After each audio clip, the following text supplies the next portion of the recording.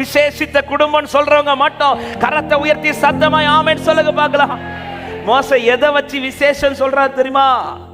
மோசே ஆண்டவர்கிட்ட சொல்றான், ஆண்டவரே நீங்க சமுத்திரத்தை பிளந்ததுனால நாங்க விசேஷமானவர்களா ஆண்டவர்? இப்படி சொல்லல. ஆண்டவரே நீங்க மாறாவ மதுரமாக்குனதுனால நாங்க விசேஷமானவர், அப்படி சொல்லல. ஆண்டவரே நீங்க கண்மலையில எனக்கு தண்ணீரை திறந்து தந்ததுனால நாங்கள் அப்படி சொல்லல. எதை விசேஷமா பார்க்கிறார் தெரியுமா? கர்த்தருடைய கிரியையெல்லாம் விசேஷமா பார்க்கிறது. அவர் சொல்றா, நீங்க இன்னைக்கு என் கூட டிராவல் பண்ணிட்டு இருக்கிறீங்க. ஆமென். மோசேயினுடைய கவனம் கர்த்தர் என்ன செய்கிறார் என்றல்ல, கர்த்தர் என்னோடு இருக்கிறார்.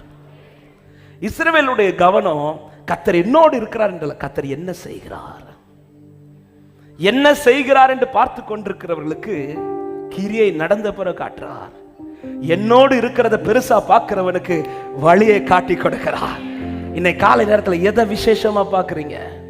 ஆமா, எனக்கு என்ன செய்கிறாங்கிறது விசேஷமா பார்க்கறீங்களா? இல்ல, நான் எந்த பாதையில நடந்தாலும் என் கூட ஒருத்தர் நடந்து கொண்டிருக்கிறார், இதுதான் எனக்கு விசேஷம் சொல்றவங்க மாத்திரம் வலது கரத்தை உயர்த்தி, அன்பான தேவன் என்னோடு வருவார், அது போதும்.